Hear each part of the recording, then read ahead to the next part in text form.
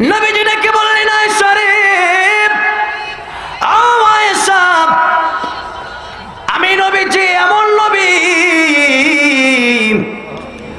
আমি নবীজির পিঠে বসন্ত হবে তো দূরের কথা, মহান আল্লাহ রাব্বুল আলামিন আমি নবীর জন্য মশা মাছি পর্যন্ত আমার দেহে বসা হারাম করে দিয়েছে।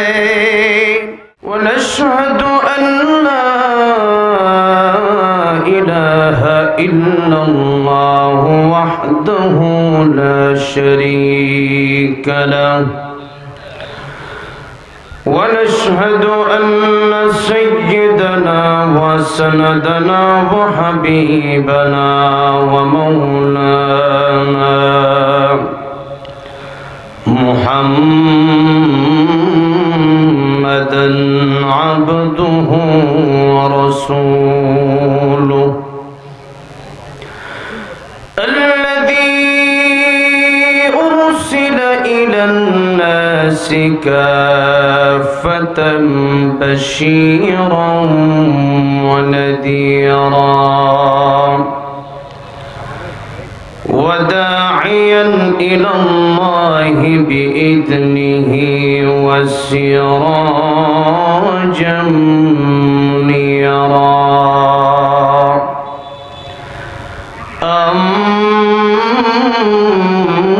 أما بعد فقد قال الله تعالى في كلامه المجيد وفي فرقانه الحميد أعوذ بالله من الشيطان الرجيم بسم الله الرحمن الرحيم والعصر إن الإنسان لفي خسر إلا الذين آمنوا وعملوا الصالحات وتواصوا بالحق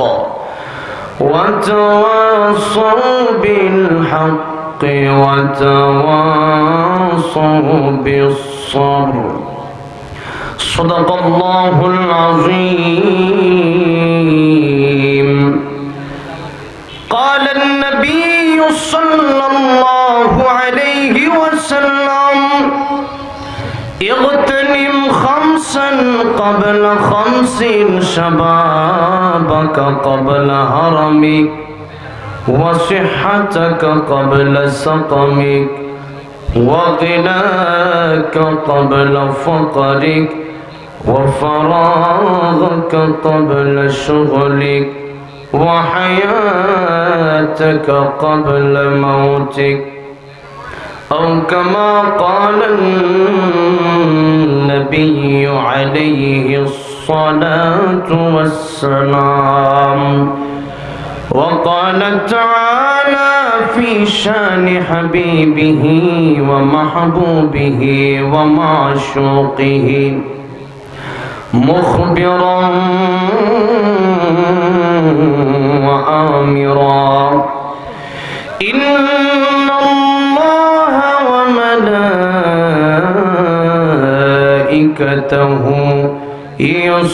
يصلون على النبي يا أيها الذين آمنوا صلوا عليه وسلموا تسليما اللهم صل على محمد وعلى آل محمد كما صليت على إبراهيم وعلى آل إبراهيم إنك حميد مجيد اللهم بارك على محمد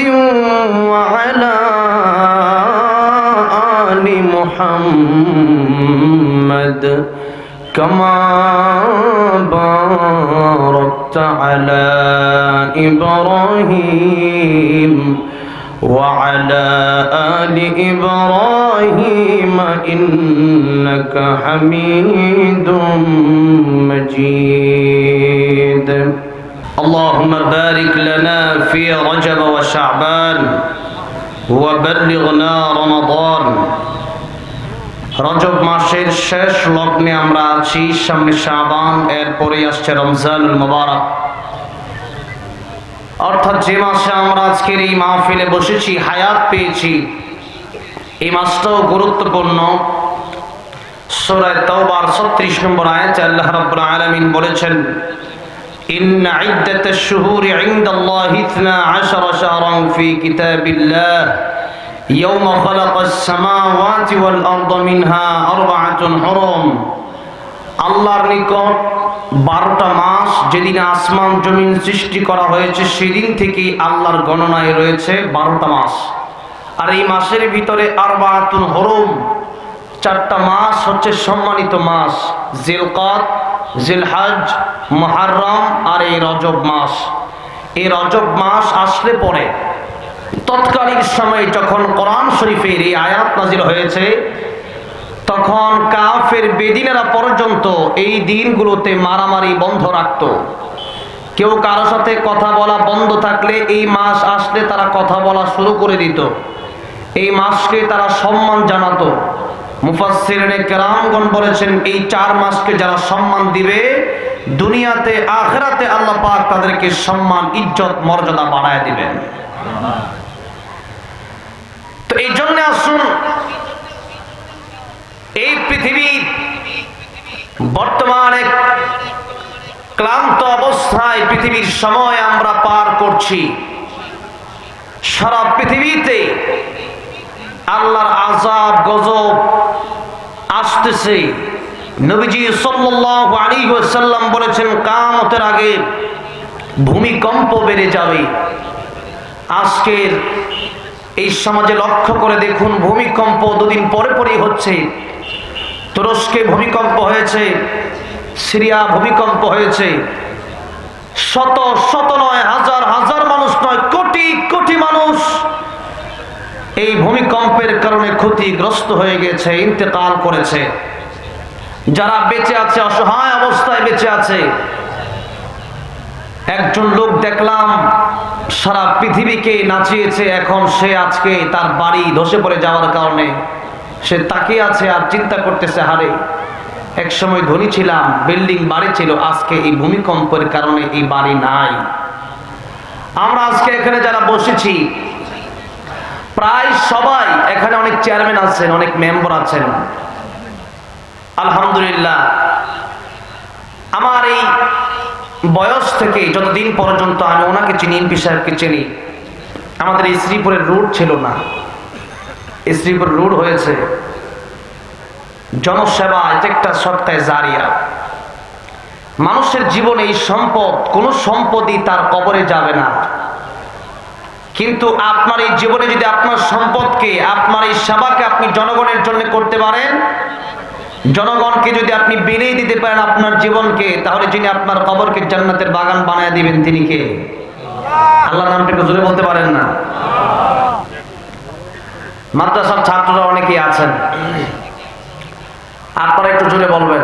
ওই যে পিছনে আছেন, আপনারা তো ইমানের আওয়াজ বেশি থাকার কথা। হ্যাঁ, একটু আলহামদুলিল্লাহ, সুবহানাল্লাহ, আল্লাহর নামগুলো একটু জোরে জোরে বলবেন। তো আসুন, এই সময় পর্যন্ত আল্লাহ পাক আমাদেরকে ভূমিকম্প থেকে বাঁচিয়ে দিয়েছেন। করোনার মহামারীর মতো একটা আযাব থেকে, গজব থেকে আমাদেরকে বাঁচিয়ে এই পর্যন্ত হায়াত যিনি বাড়িয়ে দিয়েছেন তিনি কে? সে আল্লাহর জন্য আরেকবার জবান খুলে পড়ছি আলহামদুলিল্লাহ। আমি আপনাদের সামনে লম্বা সময় আলোচনা করতে পারবো না। এখানে বড় বড় ওলামায়ে কেরামগণ আসবেন, আল্লামা হাসান জামিল দামাত বারাকাতুহুম আসবেন, আমার অত্যন্ত কাছে হৃদয়ের মানুষ। যদি ওনার বাড়ি টাঙ্গাইলে, উনি গাজীপুরের মানুষ, উনি গাজীপুরে আছেন, এই জন্য গাজীপুর বোট বাজারের খতির হিসাবে সাধারণ মানুষ বেশি চেনে। মাওলানা আব্দুর রহিম আল মাদানী দামাত বারাকাতুহুম, আব্দুল হান্নান বেলালী সাহেব হুজুর আছেন, যিনি আমাকে সহ এই মাহফিল জন্য অনেক কষ্ট করেছেন। তো এই জন্য ওলামায়ে কেরামরা আলোচনা করবে, আমি আলোচনা অল্প করব, এই জন্য একেবারে ছোট্ট একটা সূরা আপনাদের সামনে তেলাওয়াত করেছি। সূরাতুল আসর তেলাওয়াত করেছি। কোরআন শরীফের সবচেয়ে ছোট ছোট যেই সূরাগুলো আছে এর ভিতরে একটা সূরা হচ্ছে সূরাতুল আসর। এই সূরাতে 3টা আয়াত মাত্র। সূরা কাউসার যেমন সূরা কাউসারে 3টা আয়াত, এই সূরাতুল আসরেও 3টা আয়াত। এবার আসুন আমরা আলোচনায় যাব। তার আগে আল্লাহ পাক সূরাতুল আসর কেন নাজিল করেছেন এর শানে নুজুল আমরা শুনে এরপরে সামনের দিকে আমরা তাফসিরে যাব ইনশাআল্লাহ। একজন মানুষ যদি এখানে বসে আলোচনা করে, সেই মানুষটাকে আপনারা যাচাই বাছাই করেই আনবেন। একজন মানুষকে যদি সমাজের নেতা বানাতে হয়, তাহলে আপনারা যাচাই বাছাই করেই নেতা বানাবেন, ভোট দিবেন। একজন মানুষ এই জন্যে ভোটের আগে অক্লান্ত পরিশ্রম করেন, মেহনত করেন, কেন? মানুষের খেদমত করেন, যাতে করে আপনারা আগে থেকেই চিনতে পারেন যে আমরা কাকে ভোট দেব, কাকে আমরা ভালোবেসে কাকে এমপি নির্বাচন করব। তো যেই ব্যক্তির মাধ্যমে তামাম পৃথিবীর মানুষ হেদায়েতের আলো পাবে, কোরআনের আলো পাবে, সেই ব্যক্তিকে চেনার দরকার আছে না নাই? অবশ্যই আছে। এজন্য আল্লাহ রাব্বুল আলামিন আল্লাহর নবী, বিশ্ব নবী রাহমাতুল লিল আলামিন, ওনাকে 40 বছর পরে নবুয়তি দান করলেন। অথচ নবীজি 40 বছর পরে কেন মানুষকে দাওয়াত দিবেন? নবীজি বলেছেন আদম আলাইহিস সালাম উনি যখন মাটি আর পানির মাঝখানে ছিলেন, তখন থেকে আমি নবীজি আল্লাহ রাব্বুল আলামিন আমি নবীজিকে সৃষ্টি করেছেন। কোন সুবহানাল্লাহ। আদম আলাইহিস সালামকে আল্লাহ রাব্বুল আলামিন সৃষ্টি করার আগে আমাদের নবীকে আল্লাহ রাব্বুল আলামিন সৃষ্টি করেছেন। এই জন্য আদম আলাইহিস সালাম যখন তিনি সৃষ্টি হলেন, আল্লাহ রাব্বুল আলামিন যখন তিনাকে সৃষ্টি করলেন, আমাদের পিতা আদম আলাইহিস সালামকে, আদম আলাইহিস সালাম আল্লাহকে জিজ্ঞাসা করলেন, হ্যাঁ প্রভু, তোমার নামের সাথে যেই নাম আমি আরশ আজিমের গেটে দেখেছি, লা ইলাহা ইল্লাল্লাহু মুহাম্মাদুর রাসূলুল্লাহ সাল্লাল্লাহু আলাইহি ওয়াসাল্লাম। আল্লাহ তাআলা সেই নাম আমার পূর্বে তুমি কাকে সৃষ্টি করেছো?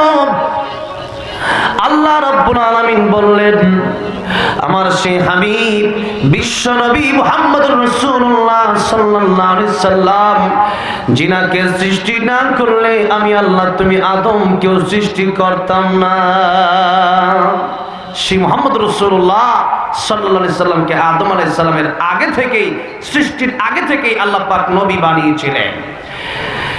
আল্লাহ রাব্বুল আলামিন নবীজিকে এর পরেও 40 বছর পরে কেন দাওয়াত দিতে বললেন? আমার বয়স 23 বছর, আমি কোরআনের কথা বলি, আমার মতো আরো কত যুবক ইসলাম কায়েমের জন্য নিজের তাজা তাজা রক্ত দিয়ে দিয়েছে, জীবন দিয়ে দিয়েছে।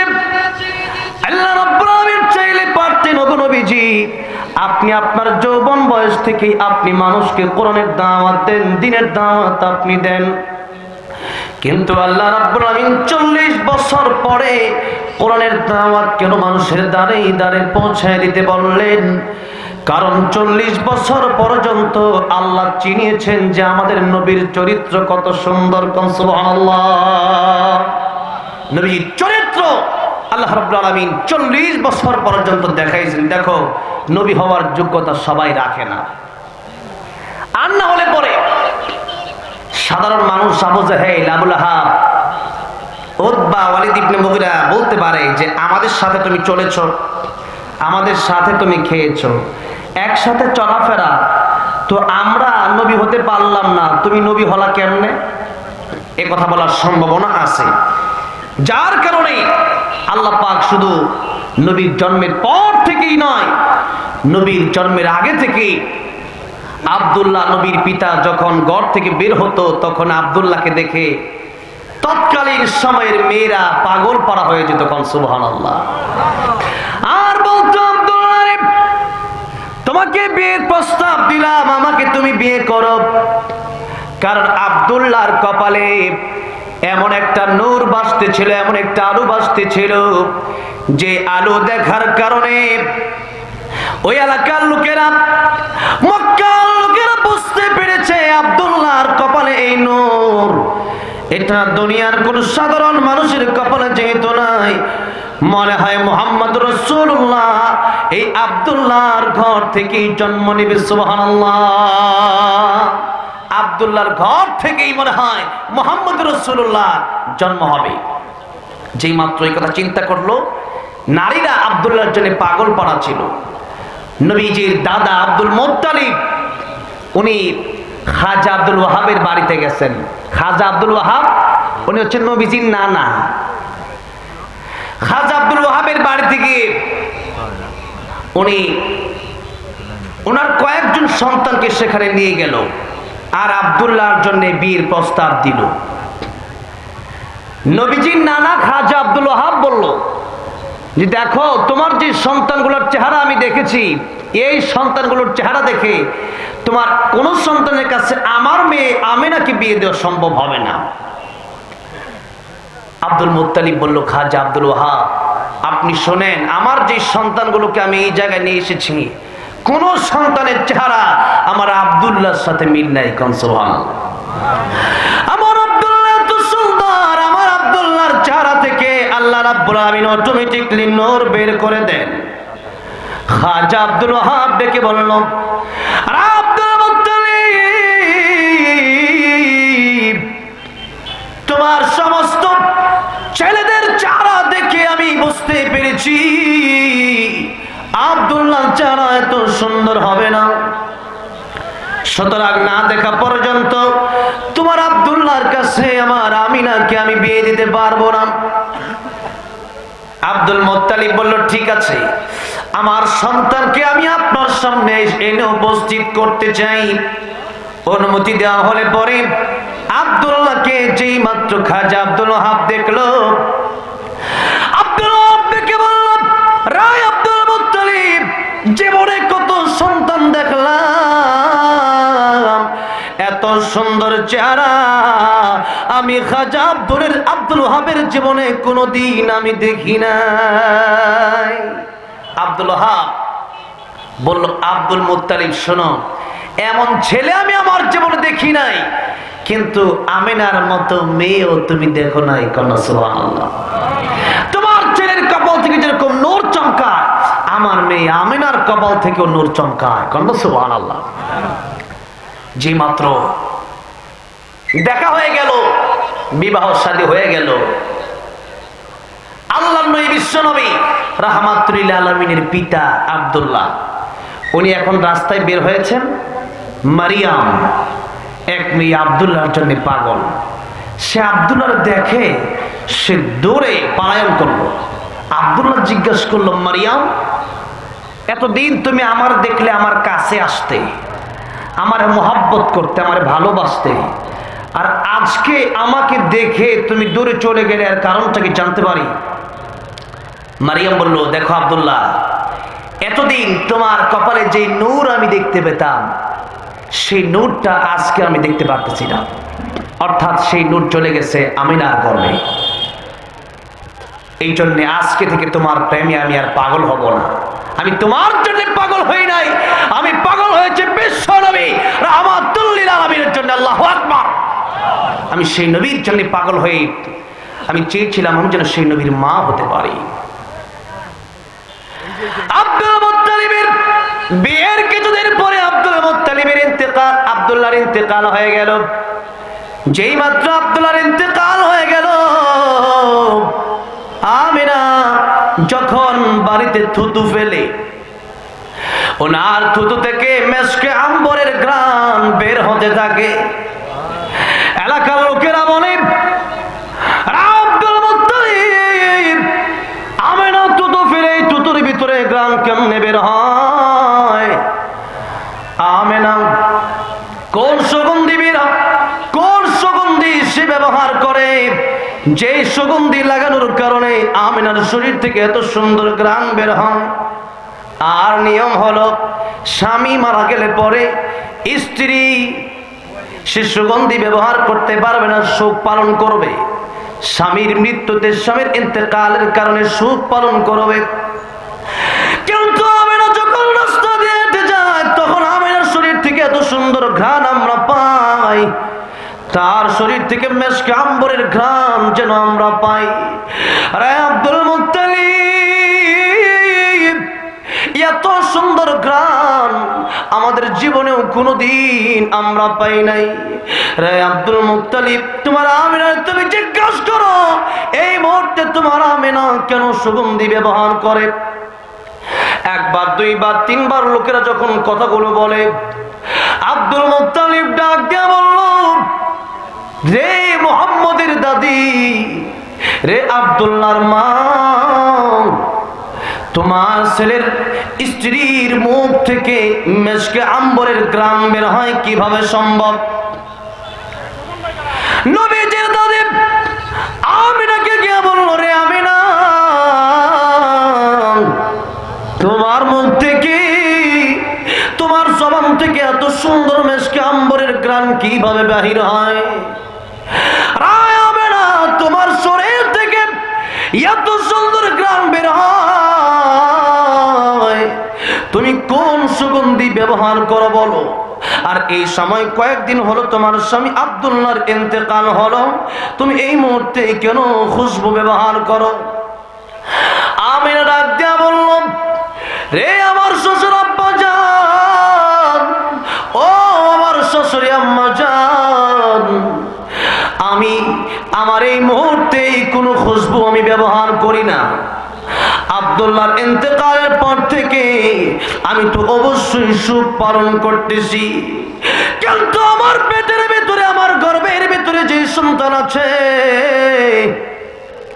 আমি যখন থুতু ফেলি তখন আমার থুতু থেকে অটোমেটিকলি মেশকে আম্বরের ঘ্রাণ বের হয়।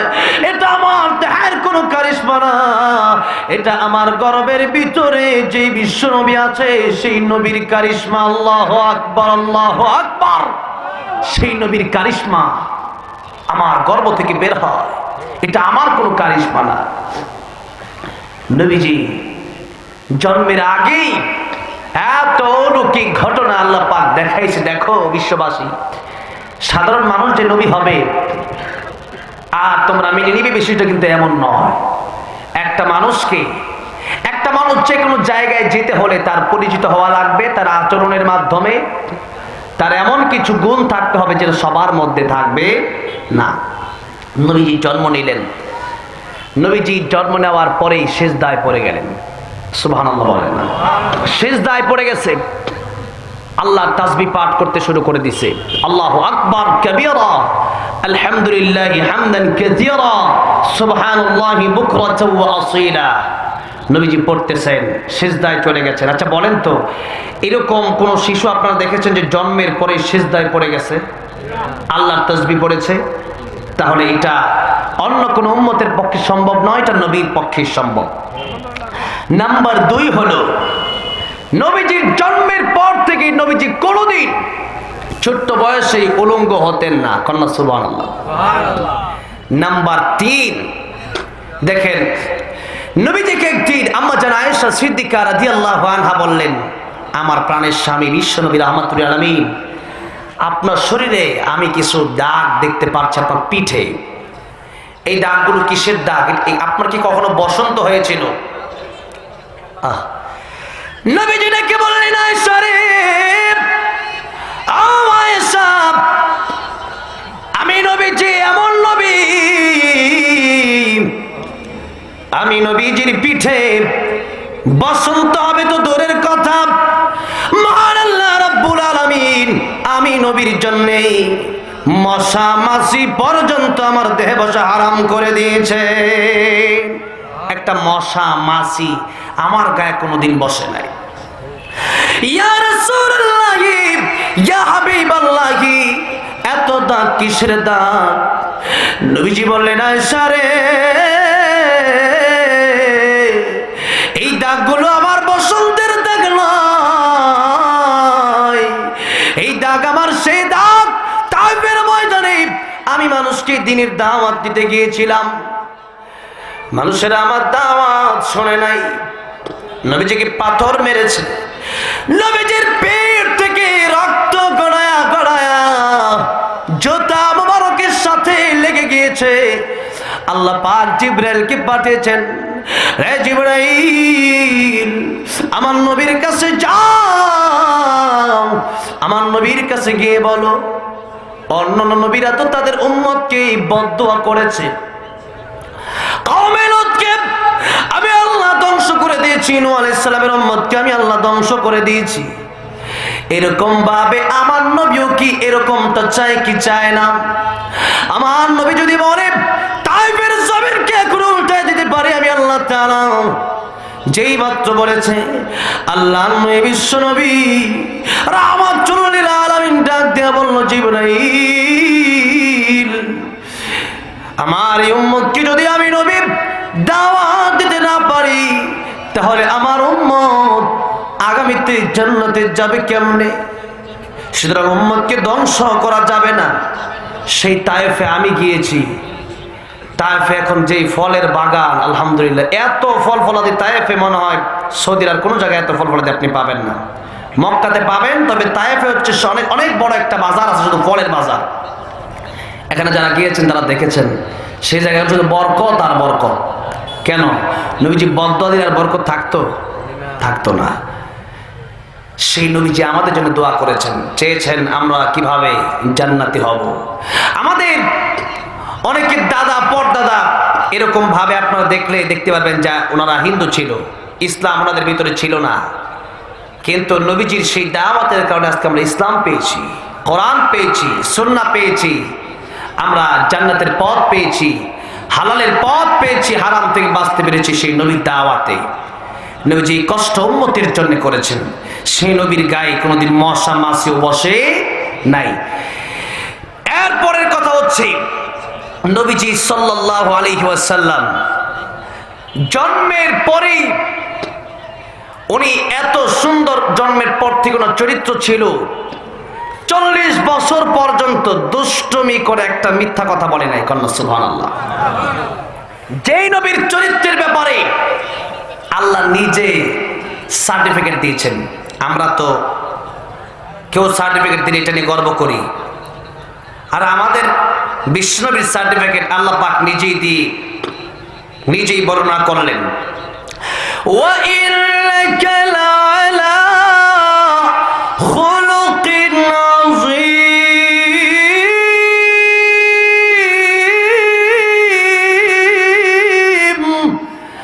আল্লাহ রাব্বুল আলামিন বলেন, ওগো নবীজি, মহান চরিত্র আপনাকে দিয়েছি, যে মহান চরিত্র আপনার আছে, এই মহান চরিত্রের মাধ্যমে আপনি গোটা মানুষকে, গোটা জাতিকে আপনি দাওয়াত দেন। আর নবীজির চরিত্র দেখেই মানুষ কালিমা পড়ে পড়ে মুসলমান হয়ে গেছে। তার বাড়ির জোরে, বন্দুকের জোরে ইসলাম আসে নাই, ইসলাম এসেছে শান্তির মাধ্যমে, সুন্দর চরিত্রের মাধ্যমে ইসলাম এসেছে। সেটা আজকে আমরা অনেকে বিশ্বাস করতে চাই না, অথচ নবীজি সাল্লাল্লাহু আলাইহি সাল্লামের চরিত্রকে যিনি বিশ্বনবী, যিনি রাহমাতুল লিল আলামিন, যিনি ইহুদির বাড়িতে গেছে, ফাতেমার ঘরে খাবার নাই, ইহুদির বাড়িতে গেছে, গিয়া বললো ইহুদি কাজ করার সুযোগ আছে? ইহুদি বলল কাজ করার সুযোগ আছে, ওখানে দেখো কুয়া আছে, কুয়া থেকে পানি উঠায় উঠায় আমার খেজুর বাগানে তুমি পানি দাও। নবীজি এক এক বালতি করে পানি দিচ্ছেন। নবীজি দিন মজুরের কাজ করতেছেন। আপনারা একটু লক্ষ্য করেন, আমরা কোনো কাজকে ছোট করে দেখব না, হারাম খাবো না, আর কোনো কাজকে ছোট করে দেখব। একজন রিক্সা চালা, তাকে থাপ্পড় দেওয়া যাবে? মনে চাই যে থাপ্পড় মারে, কিন্তু দেওয়া যাবে না, কারণ আল্লাহ আপনার দিয়ে পরীক্ষা করতেছে যে আপনি কতটুকু মানতেছেন, আর তার আল্লাহ পাক না দিয়ে পরীক্ষা করতেছে।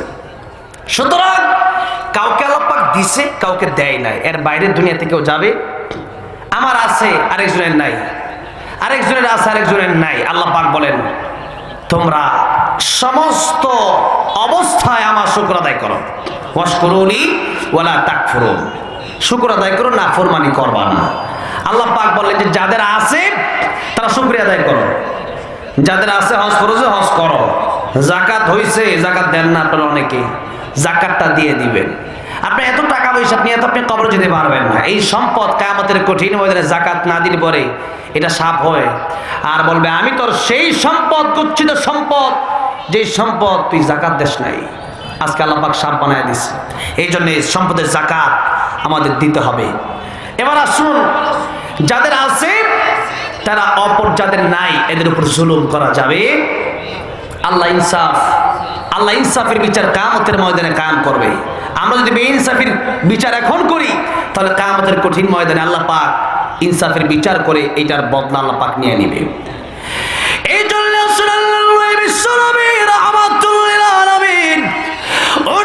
মজুরের কাজ করতে গেছে ইহুদির বাড়িতে, পানি দিতে দিতে এক মুহূর্তে বালতিটা কুয়ার ভিতরে পড়ে গেছে। ইহুদি এসে ডাক দিয়ে বলল, রে মুহাম্মদ সাল্লাল্লাহু আলাইহি ওয়াসাল্লাম, ও মুহাম্মদ বালতিটা কোথায়? নবীজি বললেন, ইহুদি রে বালতিটা কুয়ার ভিতরে পড়ে গেছে। নবীজি যেই মাত্র বললেন বালতি কুয়ার ভিতরে পড়ে গেছে, ইহুদি আমার নবী, যেই নবীর শরীরে মশা মাছি বসা হারাম ছিল, সেই নবীকে একটা থাপ্পড় দিয়ে দিছে। নাউজুবিল্লাহ বলেন, নবীরে থাপ্পড় দিছে। নবীর বিরুদ্ধে কেউ কথা বললে কোন ইমানদার মুমিন মুসলমান সহ্য করতে পারে? লা ইউমিনু আহাদুকুম হাত্তা আকুনা আহাব্বা ইলাইহি মিন ওয়ালিদিহি ওয়া ওয়ালাদিহি ওয়ান নাসি আজমাইন। এর জন্য আমাদের পিতাকে গালি দেয়, আমাদের মাতাকে গালি দেয়, আমরা প্রতিবাদ না করলেও, আমার ব্যক্তিগতভাবে আমার আঘাত করে আমি তার বিরুদ্ধে আন্দোলন না করলেও, বিশ্ব নবীর বিরুদ্ধে কথা বললে কোন মুমিন মুসলমান সেটা সহ্য করতে পারে না। নবীজিকে আঘাত করবে আর ইমানদার সহ্য করবে, এটা কঠিন কালেও হতে পারে। সে ব্যক্তি ইমানদার না, তার ইমান পরিপূর্ণ না। নবীজিকে ভালোবাসতে হবে। কিয়ামতের কঠিন ময়দানে আপনার বাপ, আপনার মা, আপনার ভাই, আপনার বোন সব দৌড়ে পালাবে, বলবে আমি তো চিনি না। কিন্তু আল্লাহর নবী বিশ্ব নবী রাহমাতুল লিল আলামিন হাউজে কাউসারের পানি নিয়ে উম্মতের জন্য দাঁড়ায় থাকবে। উম্মতেরা জাহান্নামে যদি যায়, আল্লাহর নবী ডাক দেয়া বলবে, হ্যাঁ প্রভু, একটা উম্মত যতক্ষণ পর্যন্ত জাহান্নামে থাকবে আমি নবীজি জান্নাতে যেতে চাই না। সুবহানাল্লাহ। কোন নবীর উম্মত আমরা হইছি? সমস্ত নবীরা বলবে নাফসি, আমাদের নবী বলবে উম্মতি উম্মতি ইয়া রাব্বি হাবলি উম্মতি। এই জন্য সেই নবীকে ভালোবাসা এটা আমাদের ইমানের প্রয়োজন, ইমানের দাবি কিনা, এটা ইমানের দাবি। ইমান যদি আপনার থাকে অবশ্যই আল্লাহ নবীকে আপনার কলিজা দিয়ে ভালোবাসতে হবে, জীবনের চাইতেও বেশি ভালোবাসতে হবে। নবীজিকে থাপ্পড় দিচ্ছে, কিন্তু নবীজির আচরণ, আমাদেরকে তো একটা থাপ্পড় দিলে আমরা 3টা ঘুষি মারি, ঠিক না? ঠিক, 3টা ঘুষি মারলে আরেকজন 6টা ঘুষি মারে। এরপরে এগুলো নিয়ে মামলা হামলা, হ্যাঁ, জরিমানা, বিভিন্ন মাথা ফাটায় একবার হত্যা পর্যন্ত করে ফেলে।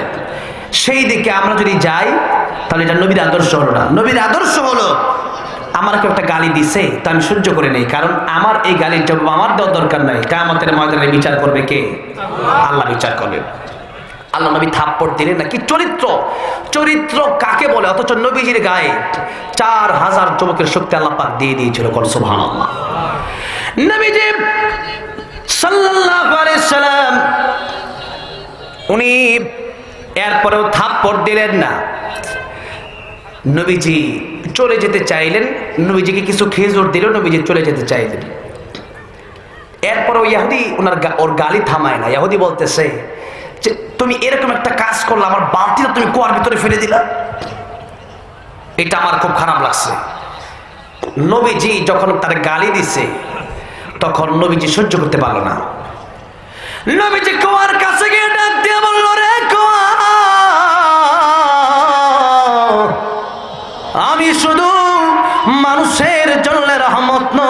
নই।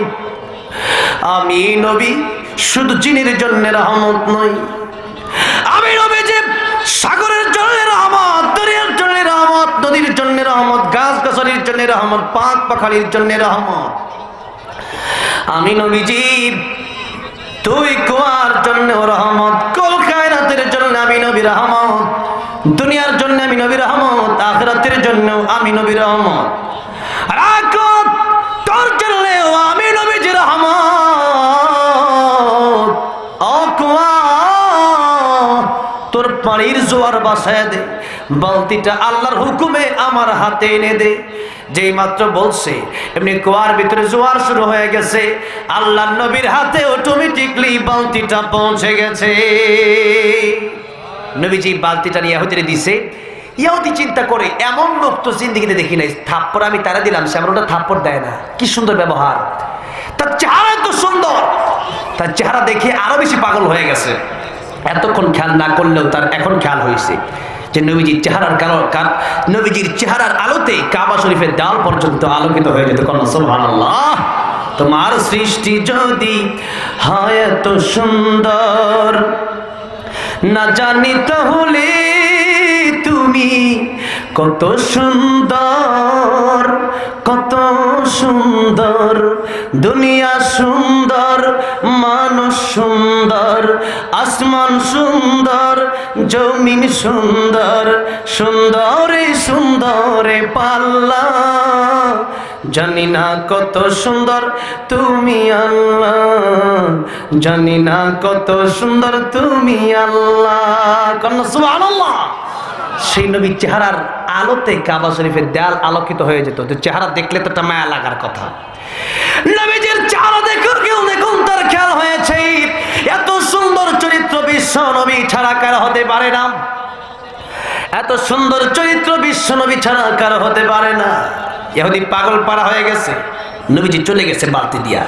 ইহুদি তার হাত তার জমিনের উপর রেখে তার হাতটা কেটে ফেলছে, যে এই হাত নিয়ে আমি কিয়ামতের কঠিন ময়দানে আল্লাহর সামনে দাঁড়াতে চাই না। এখনো তার ভিতরে শান্তি নাই। দেখবেন খারাপ কাজ করলে ভিতরে অশান্তি লাগে কি লাগে না? ভালো কাজ করলে ভিতরে এমনি অটোমেটিকলি যে শান্তি লাগে। আর আপনি জুলুম করবেন, আপনি অন্যায় কাজ করবেন, তো অটোমেটিকলি আপনার ভিতরে খারাপ লাগবে, কষ্ট লাগবে। তার ভিতরে কষ্ট শুরু হয়ে গেছে। নবীজির দরবারে গিয়ে হাজির হয়ে গেছে।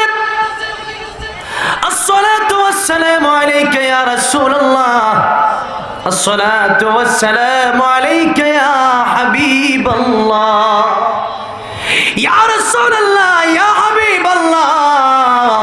ওগো নবীজি, আপনি কি অনুমতি দিবেন আপনার ঘরে ঢোকার জন্য? আপনি কি পারমিশন দিবেন?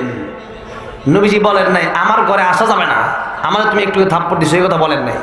বলছে ঠিক আছে, যা করছো করছো, আসো ঘরে আসো। কি সুন্দর চরিত্র দেখেন। নবীজি বলেন আসো ঘরে আসো।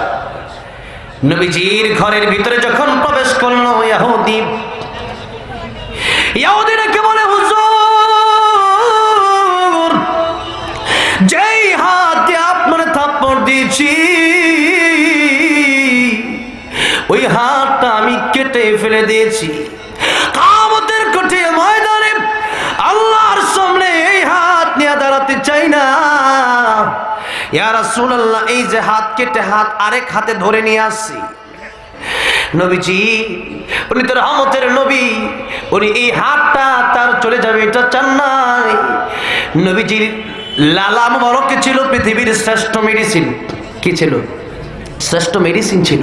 আবু বকর সিদ্দিক রাদিয়াল্লাহু আনহু উনি গারে সৌরে একটা পা দিয়া সাপের গর্ত আটকায় রাখছে, সাপে দংশন করছে। কিতাবের ভিতরে লেখা হয় সেই সাপ নবীজিকে দেখার জন্য আসতে চেয়েছিল। সুবহানাল্লাহ বলে। আবু বকর কাঁদতেছে, নবীজির ঘুম ভেঙে গেছে। আবু বকরের চোখের পানি নিজের অজান্তেই নবীজির দেহম্বরক পড়ে গেছে। নবীজির ঘুম ভাঙার পরে নবীজি ডেকে বলল, রে আবু বকর, বাড়ির কথা মনে পড়ে গেছে বুঝি? আবু বকর সিদ্দিক রাদিয়াল্লাহু আনহু ডেকে বলে, ইয়া রাসূলুল্লাহ, ইয়া হাবিবাল্লাহ, ওগো নবীজি, বাড়ির কথা কেন মনে পড়বে? আল্লাহ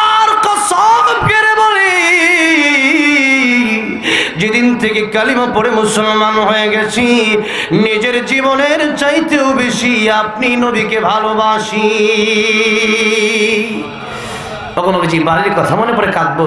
তা আবু বকর কেন কাঁদো? ইয়া রাসূলুল্লাহ, ইয়া হাবিবাল্লাহ, সাপে দংশন করেছে, কাঁদতে না চাইলে অটোমেটিকলি চোখের পানি বের হয়ে যায়। নবীজি বলল, আবু বকর,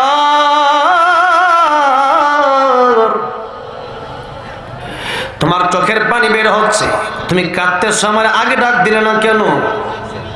আবু বকর বলে, ইয়া রাসূলুল্লাহ, কিয়ামতের কঠিন ময়দানে যদি আল্লাহ যদি আমার জিজ্ঞাসা করে, আবু বকর, গারে সওরের ভিতরে আমার নবীর ঘুম তুমি ভাঙিয়েছিলে, বলো না তোমার জীবনের দাম বেশি না আমার নবীর ঘুমের দাম বেশি? ইয়া রাসূলুল্লাহ, আমি বলবো অবশ্যই অবশ্যই আমার জীবনের চাইতে কোটি কোটি বেশি দামি আল্লাহর নবীর ঘুম। আর তো জোরে কন্যা সুবহানাল্লাহ। আমার জীবনের চাইতে বেশি আপনার ঘুমের দাম। নবীজি, আল্লাহ যদি জিজ্ঞাসা করে, আবু বকর, আমার নবীর আমার হাবিবের ঘুম তুমি কেন ভাঙালে? আমি জবাব দিতে পারবো না, এই জন্যে আপনার ঘুম আমি ভাঙাইনি। নবীজি লালা মুবারক, নবীজি থুতু মুবারক দিয়া যেখানে সাপে কামড় দিছে এখানে লাগায়া দিছে, সাথে সাথে সাপের বিষ পানি হয়ে গেছে। সুবহানাল্লাহ, সাপের বিষ পানি হলো লালাতে তোমার, সাপের বিষ পানি হলো লালাতে তোমার। আবু বকর সুস্থ হলো, মুজিজা তোমার, তুমি পেয়ারা খোদার, তুমি হাবিব আল্লাহর। জগতের চাঁদ তুমি, জগতের চাঁদ তুমি, নবীজি আমার। ইহা পরকালে তুমি দয়ার ভান্ডার, তুমি পেয়ারা খোদার, তুমি হাবিব আল্লাহর। দ্বিখণ্ডিত চাঁদ হলো ইশারায় তোমার, দ্বিখণ্ডিত চাঁদ হলো ইশারায় তোমার। কাফির মুশরিক মুসলিম হলো মুজিজা তোমার, তুমি পিয়ারা খোদার, তুমি হাবিব আল্লাহর। জগতের চাঁদ তুমি, জগতের চাঁদ তুমি, নবীজি আমার। ইহা পরকালে তুমি দয়ার ভান্ডার, তুমি প্যারা খোদার, তুমি হাবিব আল্লাহ। আমার নবীজি যে মাত্র দেখলেন তার হাতটা কাটা, ইহুদির হাতটা নিয়ে সুপার গ্লো দিয়ে যেমন প্লাস্টিক লাগায়, আঠা দিয়া প্লাস্টিক লাগায়, নবীজি তার লালা মুবারক দিয়া প্লাস্টিক যেমনি লাগায় এমনি হাতটা লাগায় দিছি। আগে যেমন হাত ছিল এর চাইতে দ্বিগুণ শক্তিশালী হাত আবার ইহুদির হয়ে গেছে, শক্তিশালী হাত আবার হয়ে গেছে। ইহুদিরা কে বলল, ইয়া রাসূলুল্লাহ, ইয়া হাবিবাল্লাহ, ওগো নবীজি বুঝতে পারি নাই, ভুল হয়ে গেছে, আমাকে আপনি কালিমা পড়ে মুসলমান বানায় দেন, আমার পড়ায় দেন লা ইলাহা ইল্লাল্লাহু মুহাম্মাদুর রাসূলুল্লাহ সাল্লাল্লাহু আলাইহি সাল্লাম। কালিমা পড়ে মুসলমান হয়ে গেছে। কি দেখে মুসলমান হয়েছে? কি তরবারি আঘাতে নাকি সুন্দর আচরণের কারণে? কি বলেন? সুন্দর আচরণের কারণে, তরবারির কারণে নয়। এরকম অসংখ্য অগণিত মানুষ নবীজির চরিত্র দেখে কালিমা পড়ে মুসলমান হয়ে গেছে। আর 2 মিনিট সময় আছে আমার, শাহ নজরুলের কথাটা বলে দিই। নবীজিকে এত কিছু, এত চরিত্র দেখায়া আল্লাহ পাক বলেন, ওগো নবীজি, এবার আপনি 40 বছর হয়ে গেছে, অনেক মানুষ দেখছে আপনার অলৌকিক ঘটনা, আপনি এবার কোরআনের দাওয়াত দেন। নবীজি বলল, তোমরা পড়ো লা ইলাহা ইল্লাল্লাহু মুহাম্মাদুর রাসূলুল্লাহ। আবু জাহেল, আবু লাহাব বলল যে এই কথা তুমি বলে তুমি ক্ষতিগ্রস্ত হয়ে গেছো, যেই মাত্র বলছে ক্ষতিগ্রস্ত হয়ে গেছো। আল্লাহ এটা বরদাস্ত করতে পারলেন না। আচ্ছা, আমারে গালি দিলে যদি আমি বরদাস্ত করে নিই, মনে করেন আমাদের ভালোবাসার বন্ধু যারা, তাদেরকে গালি দিলে কিন্তু এক বন্ধুরে গালি দিলে আরেক বন্ধু সহ্য করতে পারে না। আল্লাহ হচ্ছেন আমার নবীর সবচাইতে বড় বন্ধু। আমাদের সবচাইতে বড় বন্ধু কে? আল্লাহ। আল্লাহ নবীর সবচাইতে কাছের বন্ধু নবীজিকে বলছো তুমি ক্ষতিগ্রস্ত, আল্লাহ বলেন না। কে ক্ষতিগ্রস্ত কে ক্ষতিগ্রস্ত না, কে ক্ষতিগ্রস্ত কে লাভবান, এটা আমি আল্লাহ সূরাতুল আসর দিয়ে স্কেল দিয়ে তোমাদেরকে জানাই দিলাম। তাহলে ক্ষতিগ্রস্ত কে আর লাভবান কে, এটা আমরা আজকে জানবো 1 মিনিটের ভিতরে। যেটা সময় আছে 1 মিনিটের ভিতরে আমরা জানবো কে ক্ষতিগ্রস্ত আর কে লাভবান। আল্লাহ পাক বলতেছেন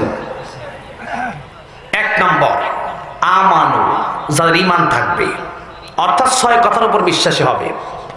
আমানতু বিল্লাহি ওয়া মালাইকাতিহি ওয়া কুতুবিহি ওয়া রুসুলিহি ওয়াল ইয়াউমিল আখিরি ওয়াল কদরি খাইরিহি ওয়া শাররিহি মিনাল্লাহি তাআলা ওয়াল বা'থি বাদাল মাউত। যারা পড়ছেন তো পড়ছেনই আলহামদুলিল্লাহ। এই 6 কথার উপর বিশ্বাস করা, বাংলা বলার সময় নেই। এই 6 কথার উপর বিশ্বাস করলাম ঈমান। থাকতে হবে নেক আমল। আল্লাহ পাক যা বলেছেন তা মানতে হবে, যা থেকে নিষেধ করেছেন তা থেকে বিরত থাকতে হবে। যদি আপনি পরকাল আপনি যদি মুসলমান হন, ইমানদার হন, আপনার জন্য আলোচনা, নাহলে আপনার জন্য আলোচনা না। নাম্বার 3, এটা নিজে নামাজ পড়লে হবে না। পরিবারে আপনার স্ত্রী নামাজ পড়ে না, তাকে বলতে হবে তুমিও নামাজ পড়ো। আপনি নিজে নামাজ পড়লে হবে না। সন্তান নামাজ পড়ে না, তাকে বলতে হবে তুমি নামাজ পড়ো। কারণ আপনি একা যদি আমল করেন তাহলে ধ্বংস আসতে পারে আপনার উপর আসবে। এই জন্যে এটা দাওয়াত দিতে হবে। ওয়াতাওয়াসাউ বিল হাক্কি ওয়াতাওয়াসাউ বিস সাবরি। আর এই জীবনকে যদি আপনি ইসলামের জন্য কোরবান করতে চান, অনেক আযাব আসবে, মুসিবত আসতে পারে, ধৈর্য ধারণ করতে হবে। এই ইসলামের জন্য জীবন দেওয়া লাগতে পারে। আমরা কি ঈমান বিক্রি করব না জীবন দিয়ে দিব? জীবন দিয়ে দিব, কিন্তু ঈমান বিক্রি করব না। এটা হচ্ছে সবর, ধৈর্য আমাদের ধারণ করতে হবে। আল্লাহ পাক যেন 4 গুণ নিয়ে আমাদেরকে কবরে যাওয়ার তৌফিক দান করেন। পড়েন আমিন।